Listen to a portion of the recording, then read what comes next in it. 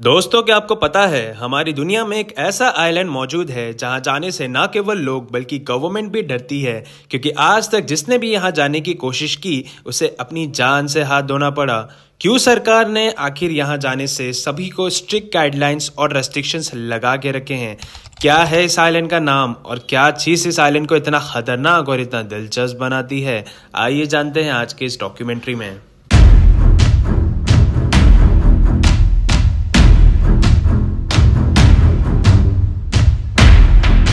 नवंबर 2018 में John Allen चाउ नाम का एक अमेरिकन मिशनरी ये फैसला करता है कि ये इलीगली इंडिया के नॉर्थ सेंटिनल आइलैंड पे जाएगा। इस आइलैंड पे रहने वाले लोगों को हम नॉर्थ सेंटिनलीज ट्राइब का हिस्सा मानते हैं।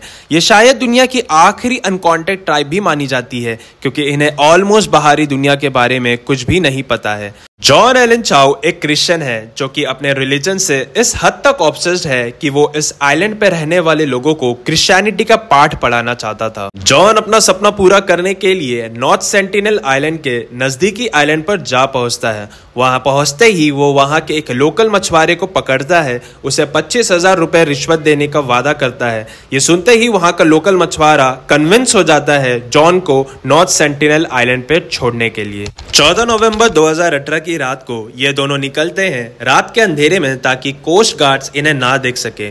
अपने साथ जॉन ने अपना गोप्रो कैमरा भी रखा था, कुछ कैचियां, एक कायक जिसमें बाकी का सफर वो तय कर सके, और कुछ सूखी हुई मछलियां, एक फुटबॉल और एक बाइबल जिसे जॉन नॉर्थ सेंटिनलीज को गिफ्ट के तौर पे देना चाहता था। 15 नवंबर की सुबह जैसे ही जॉन उस आइलैंड के करीब पहुंचता है, वो लोकल मछुआरे से कहता है कि वो उसका दूर ही इंतजार करे, और जॉन खुद अपनी कायक लेकर आइलैंड के करीब जाने लगता है। जैसे जैसे जॉन उस आइलैंड के करीब पहुंचता है, उसे वहां पे कुछ हट और कुछ औरतें खड़ी दिखाई देती हैं। जॉन ये देखते ही बहुत खुश हो जाता है। जॉन अपनी कायक को आइलैंड के किनारे पे लगाने लगता है कि उतने में ही जंगल से 2 सेंटिनलीज आदमी बाहर आते हैं। उनके हाथ में बो एंड एरो थी और वो जॉन के तरफ ही एम कर रहे थे। जॉन उन्हें देखते ही कहता है that my name is John and I love you and Jesus loves you। Jesus Christ ने मुझे अथॉरिटी दी है कि आपके पास आऊं मैं। लीजिए, मैंने आप सबके लिए खाने के लिए कुछ मछलियां लाया हूं। वो दोनों सेंटिनलीज तीर को अपनी बो में रखते हैं और ऑलमोस्ट रेडी हो जाते हैं शूट करने के लिए। जॉन ये देखते ही पैनिक में वापस मुड़ जाता है और कुछ घंटे बाद जॉन दोबारा कोशिश करता है। इस बार जॉन आइलैंड के नॉर्थ शोर की तरफ जाता है, और जैसे ही जॉन आइलैंड के नजदीक पहुंचने वाला होता है, जॉन देखता है कि सामने 6 सेंटिनलीज लोग जॉन की तरफ देखकर जोर से चिल्लाकर कुछ बोल रहे थे। ऑब्वियसली जॉन को उनकी भाषा बिल्कुल समझ नहीं आ रही थी। दोस्तों, दुनिया में आज तक कोई भी ऐसा इंसान, कोई भी ऐसा एक्सपर्ट या कोई भी ऐसी बुक नहीं है जिसने सेंटिनलीज लोग की लैंग्वेज को डिकोड किया हुआ हो।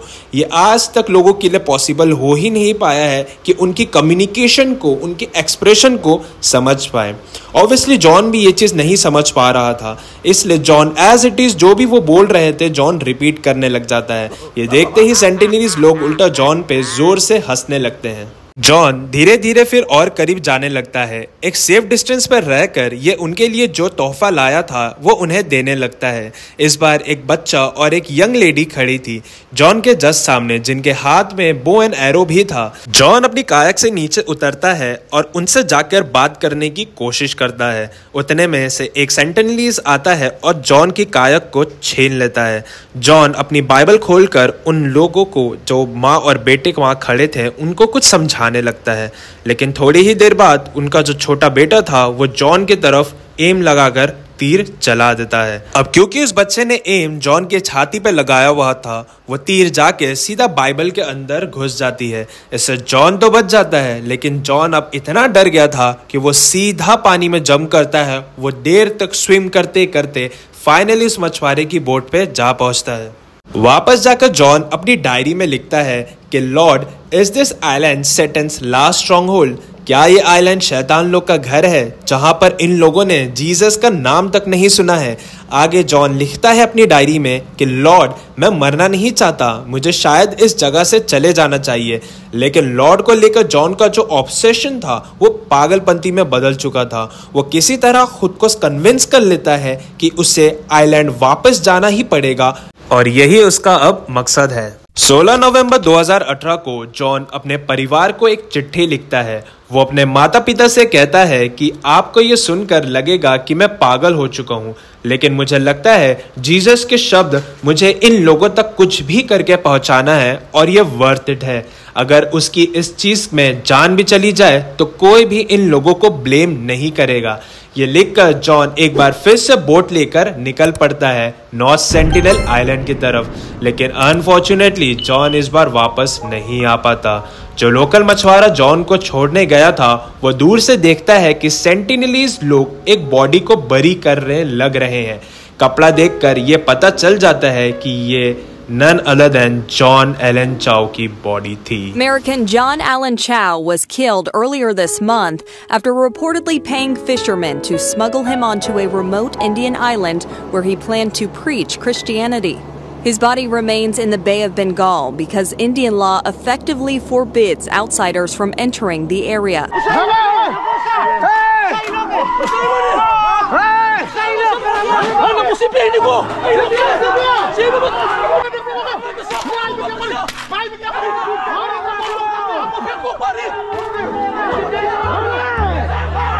Ladies and gentlemen, my name is Advocate Faizan Khan and you're watching KST Girl.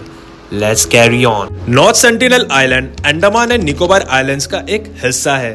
करीब 572 आइलैंड्स हैं इस अंडमान एंड निकोबार के ग्रुप में, जिनमें से सिर्फ 38 में लोग रहते हैं और उसमें से भी सिर्फ 12 टूरिस्ट लोग के लिए ओपन है। नॉर्थ सेंटिनल आइलैंड अपने आप में बहुत छोटा है, सिर्फ 60 स्क्वायर किलोमीटर का, और वो भी पूरा जंगलों से भरा हुआ है। यहाँ रहने वालों को हम नॉर्थ सेंटिनलीज बुलाते हैं, लेकिन ये हम बुलाते हैं। असल में वो ट्राइब खुद को क्या बुलाती है ये हमें आज तक नहीं पता है। दोस्तों, माना जाता है कि आज से 70,000 साल पहले कुछ अफ्रीकन्स अलग अलग कंट्रीज में माइग्रेट हुए थे, जिसे हम आज आउट ऑफ अफ्रीका थियरी के नाम से भी जानते हैं। इनमें से कुछ माइग्रेंट्स इंडिया में तो कुछ नॉर्थ सेंटिनल आइलैंड में जाके बस गए थे, और जिन्हें हम आज सेंटिनलीज लोग के नाम से जानते हैं, ये नन अदर देन वही अफ्रीकन माइग्रेंट्स के डिसेंडेंट्स हैं जिन्होंने आज तक अपने आप को बाहरी दुनिया वालों से आइसोलेटेड रखा है। यानी आज तक इन ट्राइब वालों ने खेती करना कभी सीखा ही नहीं है, क्योंकि एग्रीकल्चर का आविष्कार आज से करीब 12,000 साल पहले ही हुआ था।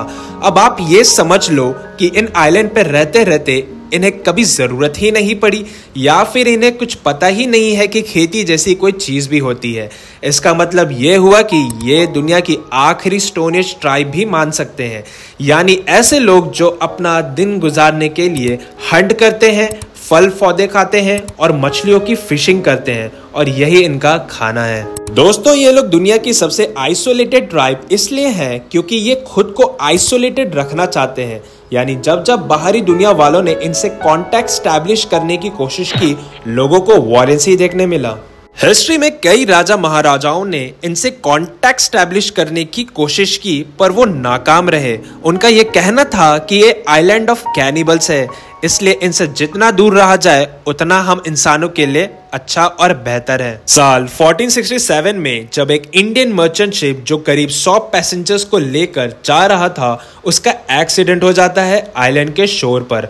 जो एक्सीडेंट के सर्वाइवर थे उन पर सेंटिनलीज लोग के तरफ से हमला किया जाता है। फॉर्चुनेटली वो वहां से बचकर भागने में कामयाब हो पाते हैं, thanks to the British Indian Royal Navy. ये एक्चुअली देखा जाए तो ऐसा पहला केस था जब बाहर के लोगों को सेंटिनलीज ट्राइब के बारे में पता चलता है। साल 1880 में मॉरिस वेडल पोर्टमैन नाम के एक ब्रिटिश ऑफिसर डिसाइड करते हैं कि वो अंडमान के बाकी ट्राइब्स जिनके साथ ब्रिटिश सक्सेसफुल थी कांटेक्ट बनाने में, वो उन ट्राइब के कुछ लोगों को लेकर नॉर्थ सेंटिनल आइलैंड ले जाएंगे सेंटिनलीज लोगों से कम्युनिकेट करने। बट कोई भी दूसरी ट्राइब के लोग सेंटिनलीज लोग की लैंग्वेज नहीं समझ पा रहे थे और उन्हें वहां से खाली हाथ ही आना पड़ा। पोर्टमैन को अपने सफर से वापस आते वक्त एक बुजुर्ग कपल और 4 बच्चे दिखते हैं नॉर्थ सेंटिनल आइलैंड के कॉर्नर पे। वो डिसाइड करता है कि वो उन्हें अपने साथ किडनैप कर पोर्ट ब्लेयर लेके जाएगा, और ऐसा वो करता भी है। लेकिन जैसे ही वो लोग पोर्ट ब्लेयर पहुंचते हैं, उस बुजुर्ग कपल की मौत हो जाती है। ये देखते ही पोर्टमैन को ये समझ आता है कि क्योंकि ये सेंटिनलीज लोग इतने सालों से नॉर्मल लोगों से दूर रहे हैं, इनके अंदर ऐसी इम्यूनिटी नहीं है कि वो आज के जमाने के बैक्टीरियाज और डिजीजेस से फाइट कर सके। ये देखते ही उसे उन बच्चों पे फिर बहुत तरस आने लगता है। पोर्टमैन खुद जाकर उन बच्चों को फिर वही नॉर्थ सेंटिनल आइलैंड पे छोड़ के आ जाता है जहां से उसने उनको उठाया था, साथ में कुछ तोहफे भी उन्हें दे देता है। 1967 में त्रिलोकनाथ पंडित पहले ऐसे एंथ्रोपोलॉजिस्ट बने जो इस आइलैंड को विजिट करने वाले थे। वो अपने साथ 20 मेंबर की एक टीम लेकर गए थे, जिनमें scientist, film director, arm forces, navy personnels और गवर्नर थे। आइलैंड पे पहुंचकर इनकी टीम ने सेंटिनलीज लोगों के फुटप्रिंट्स को फॉलो किया। उतनी देर पे कुछ सेंटिनलीज वहां आ जाते हैं और धनुष और बाण से हमला करने लगते हैं, जिसमें से एक एरो जाकर फिल्म के डायरेक्टर के थाइस पे लग जाती है। वो अपने साथ एक सुअर भी लाए थे एज अ गिफ्ट के तौर पे, जो कि सेंटिनीज लोगों को वो देना चाहते थे। उन्होंने दिया, लेकिन सेंटिनीज लोगों ने उस सुअर को भी इतनी बेरहमी से मार गिराया तीर से और उसे उनके सामने ही दफना दिया। दोस्तों, ये ऐसा पहली बार था जब कोई इंडिया से उनसे मिलने गया था, खासकर उन्हें जानने के लिए, उनको समझने के लिए। इसके बाद 1970s, 1980s में कई अटेम्प्ट्स किए गए त्रिलोकनाथ पंडित के द्वारा और हर बार उन्हें अनसक्सेसफुल ही वापस आना पड़ता। साल 1981 में एक इंसिडेंट हुआ जब एक मर्चेंट शिप प्रिमरोज नाम से, जो कि बांग्लादेश से ऑस्ट्रेलिया जा रही थी, तूफान में फंसकर आइलैंड पे जाकर अटक जाती है। फिर से ये सेंटिनलीज ट्राइब के लोग आए और हमला करने लगे, लेकिन वेदर कंडीशंस ऐसी थी कि उनकी एरोज निशाने पे नहीं लग पा रही थी। थैंकफुली किसी तरीके से वो पैसेंजर्स एक हफ्ते तक वहां फंसे रहे और खुद की हिफाजत करते रहे। तब जाकर एक हफ्ते बाद रेस्क्यू हेलीकॉप्टर्स आकर उन्हें बचा लेते हैं। दोस्तों, ये पहली बार था जब सेंटिनलीज लोग ने आयरन देखा था, जो कि वो शिप में लगा हुआ था। उनके लिए ये समझो लोहे का आविष्कार ही हुआ। इसके बाद जब भी लोगों ने सेंटिनलीज लोगों के साथ कांटेक्ट बनाने की कोशिश किया, उन्होंने ये देखा कि सेंटिनलीज लोग अब अपनी तीर के आगे पत्थर या लकड़ी के बदले आयरन के पीसेस शार्प करके उसे यूज करने लगे, जो उन्हें वो शिप से मिला था। और ये शिप का रेक आपको आज भी गूगल मैप्स पर दिख जाएगा अगर आप नॉर्थ सेंटिनल आइलैंड के नॉर्थ साइड पे देखेंगे तो। इसके बाद इतिहास में एक बड़ा मोड़ आता है जब साल 1991 में ये वो साल था जब नॉर्थ सेंटिनलीज से पहला फ्रेंडली कांटेक्ट हो पाया था। पहली बार इनसे कोई मिलने गया और ये वॉयलेंट नहीं हुए। जनवरी में एक एक्सपीडिशन टीम लीड करी गई थी from the Indian anthropologist Madhumala Chattopadhyay, जो अपनी छोटी सी टीम के साथ आई, बिना किसी हथियार के कोकोनट्स ऑफर किए। और इस बार सेंटिनलीज लोगों ने इन कोकोनट्स को एक्चुअली में एक्सेप्ट कर लिया। कहीं ऐसा तो नहीं कि फर्क सिर्फ इतना था कि इस बार इनसे मिलने एक औरत आई थी, वरना हर बार सिर्फ आदमी ही आए थे। खैर, इस फ्रेंडली कांटेक्ट में एक शॉकिंग चीज हुई। ये टीम जब नेक्स्ट डे वापस आई इनसे मिलने, तो इस बार एक सेंटिनलीज आदमी इन पे धनुष बाण लिए फिर से खड़ा था। वो इन पे शूट करने ही वाला था कि अचानक एक सेंटिनलीज औरत साइड से आती है और उसने उस एरो को पुश डाउन किया, ऐसा गेस्चर देते हुए कि मत मारो इन्हें। ये सुनते ही उस आदमी ने अपना हथियार रेत के नीचे दबा दिया। ये देखकर एक्सपीडिशन की टीम जमीन पर आ पाई और उन्होंने फिर से ढेर सारे खाने पीने की चीजें उन सेंटिनलीज लोगों को ऑफर किया, जो कि उन्होंने बहुत खुशी खुशी एक्सेप्ट भी किया। करीब एक महीने बाद फिर एक एक्सपीडिशन हुई जिसमें त्रिलोकनाथ पंडित और मधुमाला साथ में गए, और इस बार भी सेंटिनलीज लोगों ने हथियार नहीं इस्तेमाल किया और कोकोनट्स को एक्सेप्ट किया फ्रेंडली वे में। लेकिन ये आखिरी बार था जब सेंटिनलीज लोग इतना फ्रेंडली थे बाहरी दुनिया वालों से। साल 1991 के बाद जितने भी एक्सपीडिशंस हुए, जितना भी कांटेक्ट करने की कोशिश किया गया सेंटिनलीज लोगों से, फिर से वॉयलेंस ही देखने मिला। हम ये नहीं जानते कि ऐसा क्यों हुआ, क्यों उस छोटे से टाइम पीरियड के लिए सेंटिनलीज इतना फ्रेंडली हुए फिर वापस वॉयलेंट हो गए। इसका नतीजा ये हुआ कि साल 1997 के बाद इंडियन गवर्नमेंट ने इस आइलैंड पे जाने से बैन लगा दिया। सरकार भी अब ये समझ गई थी कि कोई पॉइंट ही नहीं है इन लोगों से कम्युनिकेट करने का जब ये लोग खुद ही आइसोलेटेड रहना चाहते हैं। इसलिए सरकार ने 5 किलोमीटर्स का एक रेडियस बना दिया आइलैंड के आसपास, जिसे कोई भी क्रॉस नहीं करेगा। तो गाइज, यही थी दुनिया की सबसे खतरनाक आइलैंड की कहानी। आई होप आपको ये डॉक्यूमेंट्री पसंद आई होगी। मिलते हैं फिर किसी न्यू डॉक्यूमेंट्री में, नई किसी केस में। अगर आपको ऐसे स्टोरीज, ऐसे डॉक्यूमेंट्रीज देखने में दिलचस्पी है, देन आप मेरे चैनल केस डिगर को सब्सक्राइब कर सकते हैं। Thank you so much guys.